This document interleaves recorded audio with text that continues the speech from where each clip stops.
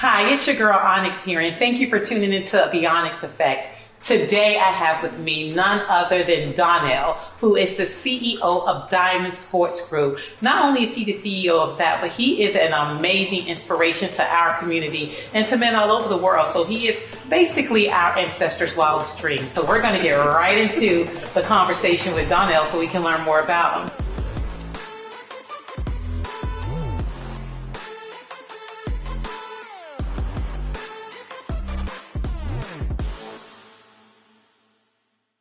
Hey Donnell, thank you so much for joining me today. Oh, thanks for having me. I'm finally here, and I never heard ancestry's best dream before. It's funny. I never heard nobody say that, so that's pretty cool. Well, you got to think of it. You think of all the things that they fought for, Right. and then all of the things that they hope for. So what you do is so different from what we're taught to do growing up. You're kind of taught to be a teacher, work at the shipyard, or be a nurse. Yeah. And what you were able to do with your life is nothing so short of transformational and inspirational.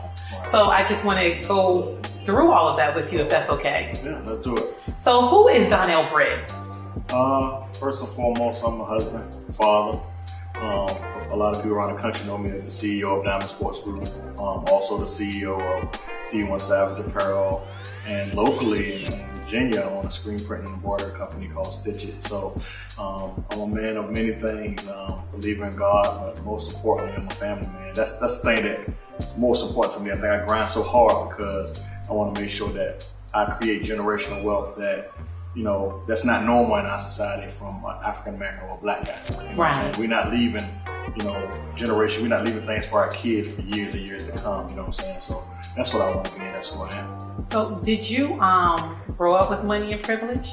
No, not at all.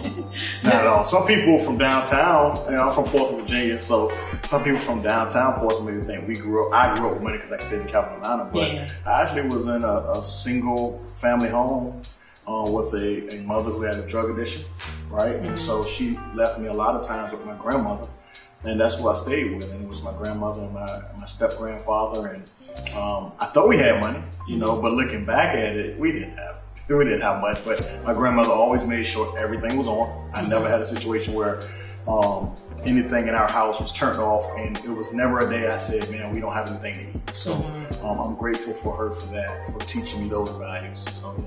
Yeah, well, that makes me feel like you grew up rich then. See, that's what I'm saying. I used to be hungry. That's how y'all look at it. I used to be hungry. I'm from one of those. You know, Yeah, I used to be hungry a I little don't bit. have the stories of the syrup sandwiches other than just making them on our own. You know, Yeah. it wasn't out of necessity. It was just out of that's what we wanted to do. You know what I'm saying? But I think that's a good point, because when you think about Cavalier Manor, it's not affluent by any means. Right. But when you grow up with such a poverty mindset, you think that is affluent, and nothing against growing up in Cavalier Manor. Right. But sometimes that's what we aspire to be because that's all we knew. Right. You said that your mother was a drug addict. Yeah. How did that affect you? Oh man, it affected me tremendously because, you know, to a certain extent I was, and I hate to say it, but I was kind of embarrassed that she was my mother. Like I used to always, as a kid, wish that my mother was regular. And just meaning, you know, she went to work, came back home, you know, we hung out together, and we just didn't have that relationship. And as a young man, I didn't have my father, so it was like, you know, used to get teased in the neighborhood. You know, my mother used to do some things. People used to see my mom, and it was bad. And as a kid, it probably gave me, I was kind of probably self-conscious about, you know, just anything. And you know, so it affected me tremendously, and it still affects me to this day, even as a grown man, 44 years old, just to think about my life and wonder, but at the same time, right, if I didn't go through those things, I may not be the man I am today. Right. So I don't wish it changed, but in that moment, right, in that one moment as a kid, I just wanted a regular mom, just a mom I could come home and she was there for me all the time. That just wasn't the fact. Right. Yeah. Wow. How did that shape you? Well, it forced me to say I didn't want to stay. Well, a few things. It forced me to say I didn't want to stay in Virginia when I graduated high school. It forced me to say I didn't want to smoke. I didn't want to ever smoke cigarettes. I didn't want all the bad stuff that I saw my mother do. I didn't want to do. Right. And so it made me know that I didn't want to spend that one summer after high school in Portsmouth, Virginia. I knew I didn't want to. If I would have done that, looking back at it, I made the right decision for Right. a lot of different reasons, because the guys I hung with, they truthfully either went to jail or they're dead right now, and or you know, shot or whatever, and I would have hung with the same guys, Right.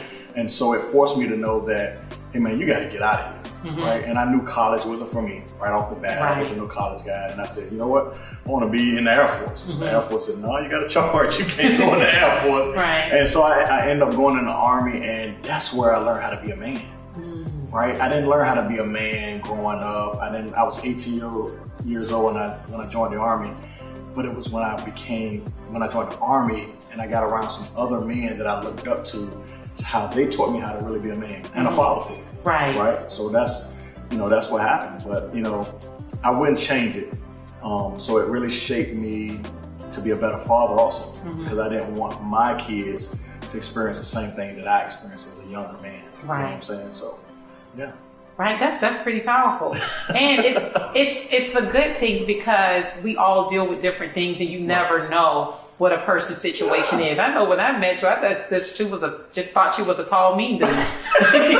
People still do that. But you never was mean. You just didn't really smile that much. You was just a tall guy, and I didn't know what you did. I just saw you around, and I was just like, well, you know, he's probably mean. But that's what we do. I'm looking at my surroundings. But right. A lot of times. But you know what? Me getting to know you, I learned that, and I would have never thought that you dealt with a mother with substance abuse. And like my grandmother raised me, and it's something just different. I think something different gets instilled in you when you are raised by your grandparents. Right. There is shame usually associated with by not having your biological parents, but then being able to be raised by your grandparents. So you went into the Army. How long were you in the Army? 22 years. And what was your rank when you left? So when I got out, I was a Master Sergeant, which is an E8 Okay. in the Army. So the Army has, E8 is a pay grade. So the Army has pay grade 1 to 9, and I made it to 8. And, you know, with the things that I went through in the military, racism, you know, I mean, everything that you see outside of the military is inside. Yeah. People think that the military is so structured. You have people with drugs in the military. You got guys selling drugs in the military. Right. You got racism. You got sexism. You got everything that you see outside. You really just took regular people and put them in a uniform and tried to give them some structure. And it's up to them to really conform all the way to that structure. But 22 years, when I first came in, you know, I was a cook. And I said, man, and the reason why I became a cook, because they said, man, I'm gonna give you $4,500 if you become a cook. I was like, I'll take it, because I'm from California. I was like, well, that's a lot of money. Yeah. And back then it was a lot of money. I was like, man, I'm about to get this $4,500. And but I got bored with it. I became one of the cooks that did the culinary stuff and did all the traveling around. Right. You know, the fake cakes and all that crazy stuff like that. So ice carvings. You know how to ice carve? Yeah. Ooh. Yeah. I know how to do ice carvings and all that crazy stuff for like Thanksgiving and stuff, and was in a lot of different competitions, right? And so, but I got bored with that, and so I changed my job to a cable wire installer, which that was doing Y2K, and they sent me to Washington State, and that's when I learned how to do computers. Okay. And I stayed in that for about 5 more years, and then my last 15 years in the Army, I ran recruiting stations. I ran areas. And when I retired, I was actually running the MEPS, where you come and join the military. So I was running the MEPS. Okay. And so I came in from the bottom, E1, and made it all the way to E8. And it was a struggle. It was hard. And I came on that situation where, you know, somebody tried to end my career. You know, a white guy tried to end my career, you know, because I was, like you said, you look at me, you think I'm mean. You know, I'm a big guy. And so the way I, you know, led, some of my soldiers were scared of me because I was a big guy. Yeah. I had females as my soldiers and everything, so everybody thought I was you know, but I just, you know, I did what I saw. I emulated the leaders that was before me. And, you know, whatever, I had some issues with that. But I made it through. I had some good people that were by my side, and ultimately I had God that continued to, you know, steer my life to where I am today. So I'm grateful. That's good. That's awesome. Thank you for your service. I'm honored to be able to say that, because I really had no idea of much of your story. But I know about you primarily is that you're an excellent businessman. So I have this next question is multi-pronged. So the first thing is, you said that the military taught you how to be a man. How so? Also, with your business acumen, Was the military a catalyst that gave you that, and how did you become such a good businessman? I just think, prior to the military, I just looked at life different. I looked at life through the lens of a young guy, a young street guy, and I looked at life to be fast and wanted everything like the microwave society. I also didn't know how to treat a woman, didn't know how to treat, women that you come in contact with, and I didn't know how to raise a child. And I think with being around some 30-year-old guys, they were able to tell me, hey, this is what you should do in this situation. You know what I'm saying? Hey, this is how you treat a lady. Hey, when you walk in, and I apologize for earlier, but you open up the door for a woman. You know what I'm saying? You open up the door for that lady. You know what I'm saying? You make sure she's all right. If you're going to commit to her, commit to that lady. And, your kids, make sure you're there for them. So they taught me just a lot of the things that that you should know as a man. And it's taught growing up a lot of times, but it just wasn't taught to me. Yeah. As far as the business part, I think the military taught me structure. So how I ran recruiting stations, it was all business centric, right? So recruiting in the Army is based off of civilian business practices, right? So they take what you do in civilian business practices and they just change the regulations and the wording and they center it around Army recruiting. So we learned how to sell. We went to sales class. We learned, and I taught that. So I was a trainer one time. So for 3 years, I went around all around the country teaching recruiters how to sell, how to talk, how to, write up stuff, how to do presentations. And so when I started my company, I actually started it and ran it like pretty much how I ran recruiting stations. How we do meetings, how we do weekly calls, how we, marketing, all that stuff. That's still in the Army, because in the Army, as a recruiter, you have to know your competition. You have to know the Navy, what they do in Marines. Same thing. It's all business centric. So it taught me that part. And then another thing, when I was in the Army, I got a degree. So I have a master's degree in business administration. Concentrate on project management. So everything together, plus just a hustler mentality from Portsmouth, Virginia, got me to how I'm so successful in business. And I think ultimately, I was blessed with a brain that goes real fast. And I didn't know that growing up. Even in the military, I didn't know. I just knew I could process stuff quick, but I didn't know it was a gift until I started to really hone in on business. I was like, man, I know stuff and can figure out stuff quicker than the average person. And it's an advantage, and I'm starting to use it now. At first I wasn't using it, kind of like a superpower that you never had. And now I know I have it, and it's dangerous now, and I'm ready, for the next, 10, 20 years of my life to continue on. So. Wow, that's dope, actually. So when I think about your entire journey, so you started off in less than ideal circumstances. You got a felony, went into the military, and became this phenom when it comes to business. But throughout that process in the military, since that was the bulk of your adulthood at this point, you experienced racism. One thing that I've personally know about you is that you like to give back to your community. Did the way that you grew up and then experiencing the racism in the military, did that shape you in any way of how you now try to give back and empower others? I'm not gonna say it did or it didn't. But what I will say is I always wanted to give back even when I was younger. So when I was young, I always sat and said, you know what, when I become rich one day, I'm gonna be rich. I used to say it all the time. Well, I'm gonna get a lot of money. I'm gonna do this, and this in the community. And I just, everywhere I was stationed at, I always coached football. I always did something, and whatever organization or whatever my kids were a part of, I always gave back to the community. Same thing when I came back home and I retired. My son was going to Austin Smith High School, so I started giving money. And then I said, well, why I'm not giving back to my own high school? And why am I not giving back to my own community? And I started saying, you know what, it's time for me. At this point in my life, I've done all the stuff that you do when you start getting money. Because, when we get money, we get reckless, we start buying up everything. But I did all of that. So now it's, what can I really do to give back to the community that shaped me, you know what I'm saying, or where I grew up at, and it started by me trying to get back the house that I grew up in. I want to own that house. I don't want to sell it. I want it to stay there because it means so much to me to walk on that street. And I drive down that street all the time. I drive down that street to remind me to stay humble. Sometimes when I'm having a hard time or a hard week, I go sit on the porch that I stayed at. Because my mother still stayed there. And I just go drive there, park the car, and I'll sit, we got a picnic table. in the front yard. I go sit on the picnic table. Right. And I just sit there. And it reminds me of where I came from. Right. And, you know, so a lot of times when people see me, unless you technically watch me get in a car that I drive, you technically wouldn't know if I had money or not, because I'm not going to run around here, hey, I got this and that and the third. Unless somebody got to act like me, and that'd be well, you kind of, you can pick up on small stuff, but I'm not going to. No, you don't. You're not very flashy. But so I try to remain humble. Yeah.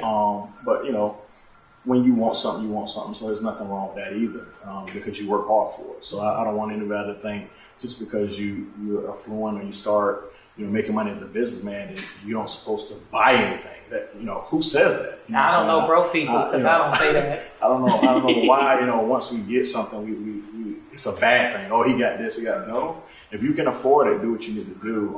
My mindset has changed now. Right. It's totally changed now. My mindset now is about giving back to my community first, and the second part is retiring by the time I'm 50. Yes. So I'm 44 years old. I want to retire by the time I'm 50. And when I tell people, they be like, "Man, you gonna work?" They didn't say I wasn't gonna work or do anything, but I don't want the everyday grind we go through right now. Yeah. Like, I wake up and it's from sun up to sundown. You understand? Yeah. We're trying to make it happen. Absolutely. In a lot of different ways. Right. Right. And then you still have a husband, and I still have a wife at home. We got kids. It's a lot, you know. When people look at Onyx, or you look at me and say, man, and you think you're going to start a business and be right where we are. You know. It's impossible. It's a lot of work. You know, but at the same time, my son's going to graduate 22 years old, and he wants to be an entrepreneur. And, you know, I had the same thing for him. I'm glad he does, but you're not going to be dad overnight. Right. And I think that's what he thinks. He's going to be me overnight. You're not. Yeah. But you're going to be in a better position than I was. Absolutely, because you'll be able to give them a springboard. Right. Yeah. I really enjoyed the conversation that we're having right now. What we're going to do, though, is we're going to take a commercial break. And when we come back from that break, I want to get more into Diamond Sports Group and what drove you to start that.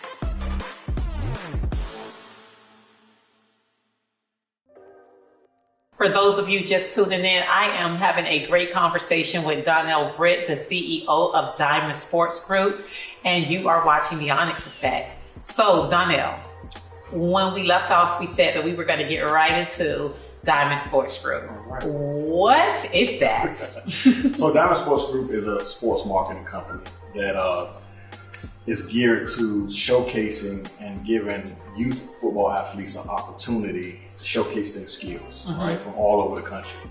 You know, a lot of times, you know, Onyx is the best TV show host from Portsmouth, Virginia. But all time. There's other TV show hosts, right? And so we put them against other kids to see exactly how they match up. Right. And it's similar to playing the piano or swimming at a young age.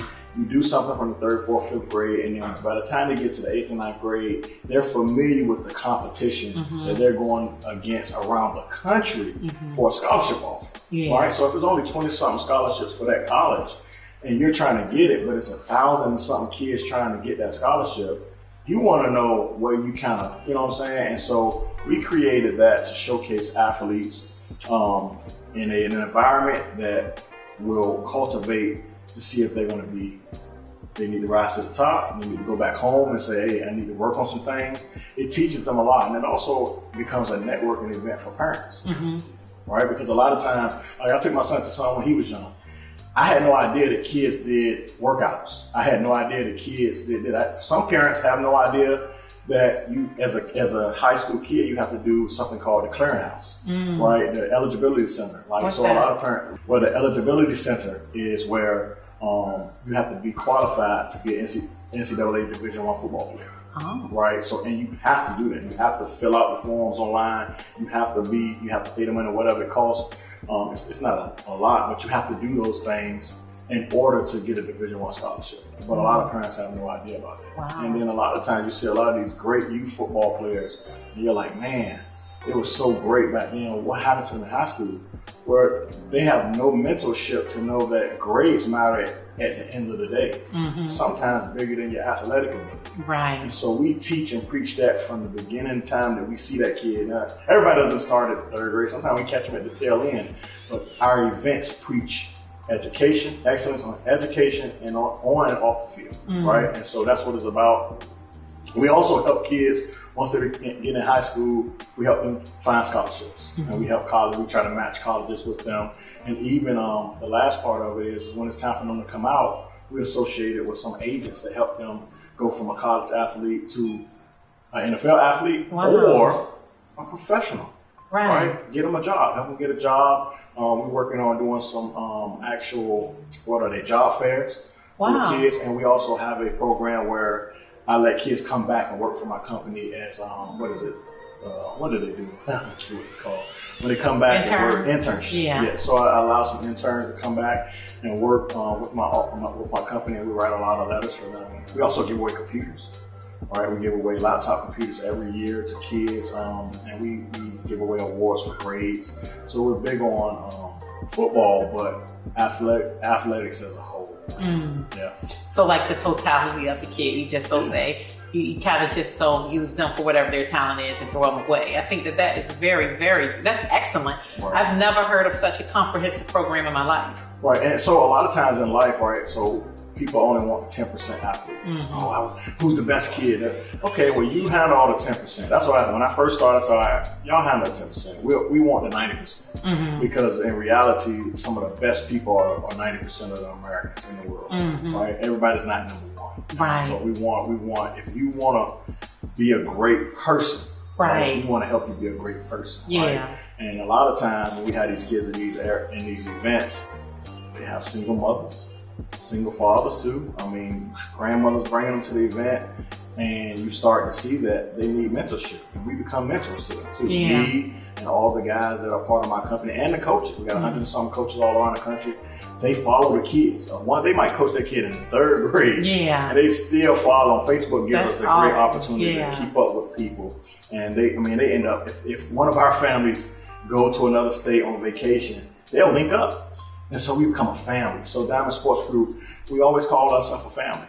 We take care of each other. And that's what it's all about. What made you start that? What made you start that with such a comprehensive idea of never really letting the kid go and hoping to create great citizens? Yeah, so it started. So I was working for a company, when I was in the Army, I was working for a company that did a big, huge high school game every year. It was one of the biggest in the country. And I actually wanted to just do a little small combine or something. I was in New Jersey. I wanted to do something. Everybody in the company had something on the side. So we wanted to do the same thing. But I guess because I was black, right, and when I wanted to do it, they wanted to shut me down. So this was a pivotal point in my life. They fired me. Wow. So, and think about this now. So the company, I created their call center. So they moved their offices. They had a big, beautiful office. They needed somebody to come in and run their call center. I started a call center from nothing. I created the manuals. I hired the employees. I started all. I monitored it for about a year or two. And they could have called me into the office and told me, hey, I'm going to let you go. They fired me through an email. Wow. Fired me through an email. So when you fired me through an email, I was like, you know what, man, I'm done. I'm done with all this football stuff. And at that time, I had a female that was with me, and she was like, nah, forget it, let's keep doing it. And so I prayed about it. I woke up the next day, I said, all right, I'm gonna do this. And the company really just started off small, just doing a combine. I had never wanted to do anything else. If you would have told me that we were gonna be in 8 states a year, one of the number one youth All-American game brand in the country, have all these different arms, all these employees, I would say you're crazy. Yeah. It's impossible. I couldn't dream that. So that's why I would tell people now, you can do whatever you want to do and more, because you can't even see exactly what is for you, because you won't even take those small steps. we may think that, you know, this Onyx is going to be way bigger than this. I already know that. And so even me right now, sitting here, I know that my company is going to be way bigger than it is in 5 years. Right. Yeah, because we retired when we were 50. Yeah, 50. You got to go, right? I'm touching the grid with you. That's what I'm going to. So but I started it, and then when I started it, I wanted to do something that I wanted to see as a father. So we approached everything, every kind of thing that we have in our company, or every kind of policy is geared from the parent's perspective. What do we want to see when we go to the event, right? What do we want to experience for our child? And then we ask, and we're not the normal CEOs. My president, Larry Kennedy, we walk around the event. So we got a record? yeah, he was the #1 DB in the country years ago, University of Florida, and that's my best friend, good guy. But we, you know, when you go to an event with your child, you rarely see the people that own the company. And you see us, you see me, and I walk around, I talk to you. You can tell me, hey, I hate you, I don't like what's going on, this is what's wrong, I don't like this coach, I don't like this, and we evaluate ourselves. Every time, every event we evaluate ourselves. And that's how we was able to become bigger and better each year. And after 7 years, we're what people look at as the standard. Even the companies that were around before we started, right? They now are looking at what we do and trying to model after us.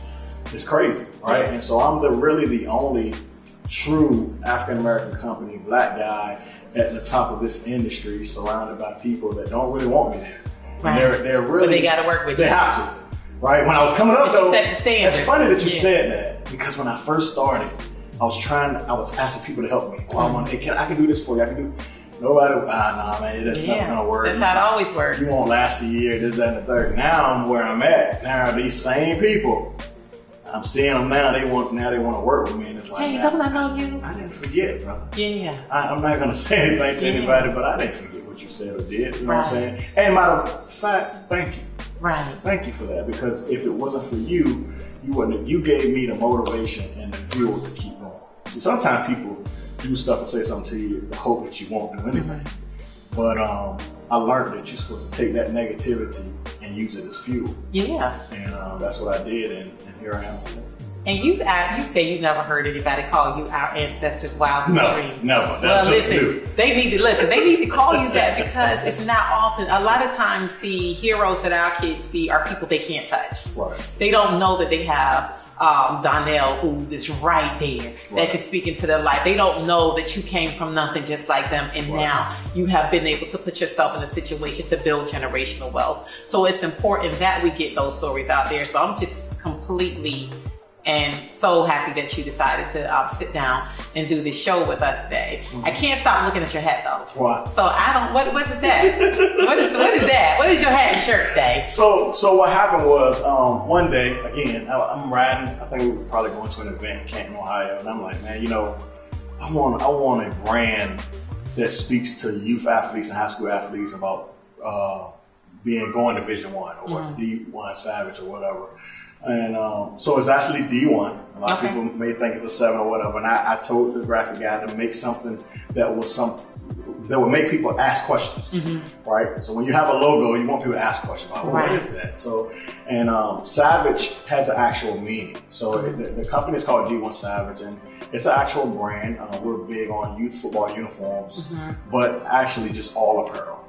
We do a lot of apparel, hats, t-shirts, hoodies, socks, but we're like a big box brand, but we're just starting off. But D1 Savage, Savage means scholarships, academics, victorious, ambitious, goal-oriented, and educated. Oh, that is dope. Right, and so you're a Savage. And one time I actually was gonna take the Savage off until I found out that Rihanna made billions of dollars with Savage Fenton, and so I'm keeping Savage. And then I actually talked to a PR company and they said, this is a great brand. And so we are building the brand slowly, because in business, I think a lot of people go fast, and I'm just taking my time, but it's important to scale responsibly. So we're taking our time with it, and we're asking the people what they want, we're saying what they want, and every year we get bigger and bigger. And this year look like we'll have a record year with uniform sales. So is D1 Savage who I'm working with, or am I working with another part of your company? Because you're doing something amazing for me, right. for my brand, right. Which I'm coming out with something right. dope, and I'm working with you and using you and all of your expertise. I just want to know, is it D1 Savage or all the other amazing things that you do? Because you're so multifaceted. It's Onyx brand. Right? Well, I mean, yeah, I know it's Onyx for everybody else, but I just want to. It's just going to be done by D1 Savage Factory. Okay, that's what I just want to know. Yeah, so when I tell people, who is it? D1 Savage Factory. Okay. Onyx has her own brand within that, and we're going to do everything we can to make sure that Onyx brand goes to the top too. Yeah, it's dope. Oh, I know. Yeah. Because you know I'm where you go. Right. But we got something else amazing that we're working on together, which I'm just super, super excited about. And this is just the power of connection and the power of just getting to know somebody. Forget the fact that I thought you was mean. You probably thought I was mean because I don't really be talking either. Hey. But we're working on your talk show. Yes. And it's called Talk Kings. Talk Kings. Yeah. So tell us about that. So, guys, right? So we talk about a lot of things a lot, right? But without women around, right? Husbands, we talk about issues with our wives, we talk about just regular everyday things. And sometimes it's at a bar, sometimes it's in a barber shop, sometimes in the office, sometimes it's in a car, sometimes on the block, wherever. But we talk about a lot of things that I think the world needs to hear. Mm-hmm. And not necessarily a bunch of celebrities. Nothing wrong with the celebrity ones. But you got one celebrity up here. Right. We got to give him a plug because he's going to plug the celebrities here. But I wanted to get the guys that I knew that I've had great conversations with over the last 3 years about a lot of different things. And I wanted to get us all together. And let's talk about some things that I know I say women want to hear, but it's not geared to women, it's geared to everyone. Right. We also want to educate some of the younger men or older men, same men of our stature, on how we feel like we should act or react to certain situations. Yeah. And we're going to talk about everything. And we're no holds barred. We've told the wives to understand that we may not necessarily be talking about them if it's dealing with females, but we call it, we say, if we're real men, talk about real things. And that's not what it is. It ain't? No. Okay. It's the real kings. Yeah, it's real kings. So we're going to pause on that so you can receive it. We say it's real kings, talk about real things. Mm-hmm. So, yeah, it's dope. And you know what I love about it? It's regular, everyday guys that have been successful in their own right. It's you, it's Johnny, it's Dietrich, and it's the infamous Larry Kennedy. Yeah, Larry Kennedy, Dietrich Avance, and Johnny Brooks, all different walks of life. Single, married for a long time, married for a short time. A lot of kids, a little bit of kids, no kids. Very, very successful monetary wise. Mm-hmm. Good with what they are. One wife makes more than he makes. So we see it.